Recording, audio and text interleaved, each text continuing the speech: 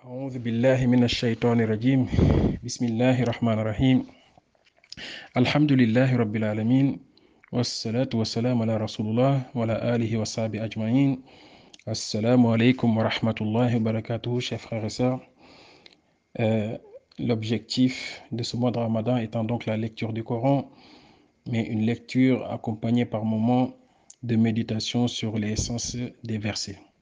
Aujourd'hui, Inch'Allah, je voulais faire une pause sur le verset 186 de la sourate Al-Baqarah, où Allah subhanahu wa ta'ala nous dit Ba'da a'udhu billahi minash shaitanir rajim وَإِذَا سَأَلَكَ عِبَادِي عَنِّي فَأَنِّي قَرِيبٌ أُجِيبُ دَعْوَةَ الدَّاعِ إِذَا دَعَانِ فَلْيَسْتَجِيبُوا لِي وَلْيُؤْمِنُوا بِي لَعَلَّهُمْ يَرْشُدُونَ.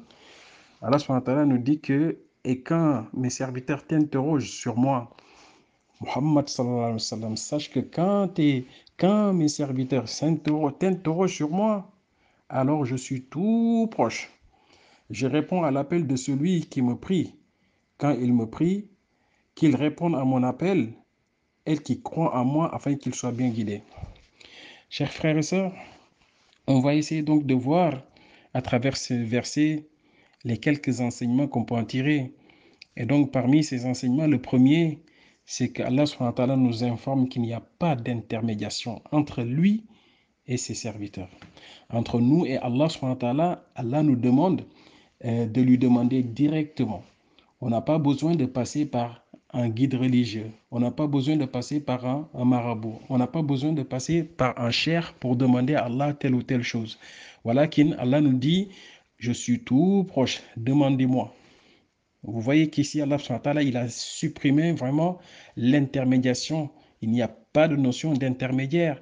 C'est une relation donc verticale entre le serviteur et Allah subhanahu wa ta'ala. Alhamdulillah rabbil alamin.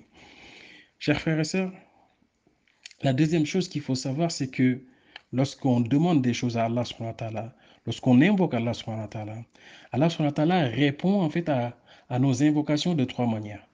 La première manière, c'est que Allah subhanahu wa ta'ala va réaliser les invocations qu'on lui demande. Allah subhanahu wa ta'ala va les réaliser. Fi dunya, dans cette vie-là, il va les réaliser. Ça, c'est le premier choix. Le deuxième choix, c'est qu'Allah subhanahu wa ta'ala peut attendre à l'au-delà pour donc exaucer tes invocations. Tu demandes quelque chose ici, mais Allah subhanahu wa ta'ala, tu ne vas pas le voir jusqu'à ta mort, mais voilà Allah subhanahu wa ta'ala, il te le réserve pour l'au-delà, parce que c'est meilleur pour toi.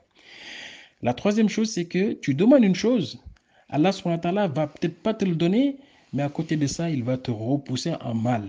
Il va te repousser un mal qui aurait pu t'arriver. Et même sans que tu ne réalises, des fois on ne le réalise même pas. On pense que voilà, on a demandé, Allah n'a pas exaucé, mais on oublie de réfléchir. Hein.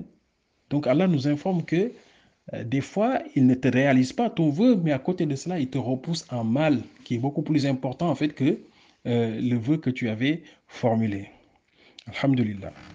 Chers frères et sœurs, sachez que c'est bien en fait de faire des invocations et c'est bien aussi de savoir qu'Allah subhanahu wa ta'ala est proche de nous, mais à côté de cela, il faut aussi savoir qu'il y a des causes de non-exaucement des vœux. Hein?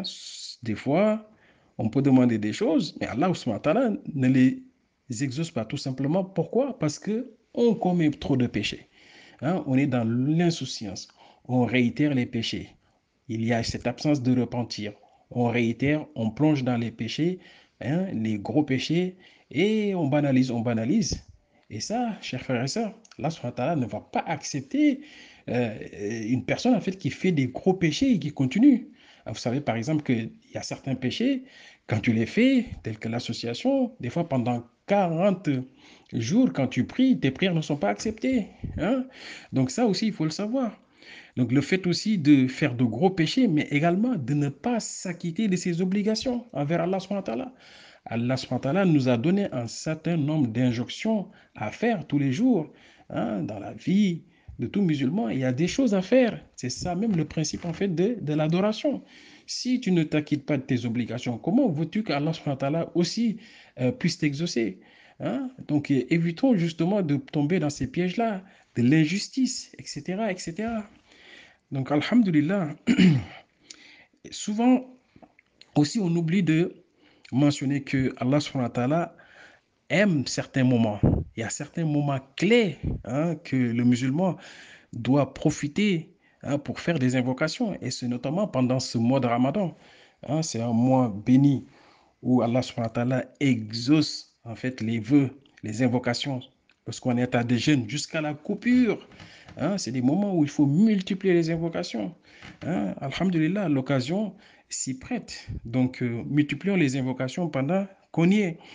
Lorsqu'on est en soujoud, c'est le moment où on est plus proche de Allah subhanahu wa ta'ala. Lorsqu'on est en prière et qu'on pose son front au sol, là, en fait, on est très proche d'Allah subhanahu wa ta'ala. Profitons de ces moments-là pour faire énormément d'invocations. Le dernier tiers de la nuit, le prophète sallam nous a informé que toutes les nuits, Allah subhanahu wa ta'ala descend à la manière qu'il sied à sa majesté, au ciel le plus proche pour demander quels sont ses serviteurs qui veulent qu'il exauce leurs vœux. Donc profitons en fait à chaque fois de ce dernier tiers de la nuit pour multiplier les invocations. Ok. Lorsqu'il pleut, c'est des moments également où les invocations sont exaucées, lorsqu'on est en voyage, etc. Donc, multiplions à chaque fois, en fait, les moments. Il faut multiplier, en fait, les invocations à ces moments clés que le prophète sallallahu alayhi wa sallam nous a appris. Sallallahu barik ala sayyidina Muhammadin wa ala alihi wa sahbihi ajma'in.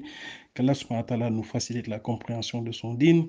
Qu'Allah subhanahu wa ta'ala fasse de nous de meilleurs musulmans et qu'il nous permette de mourir entièrement soumis après une longue vie remplie de bonheur fi dunya.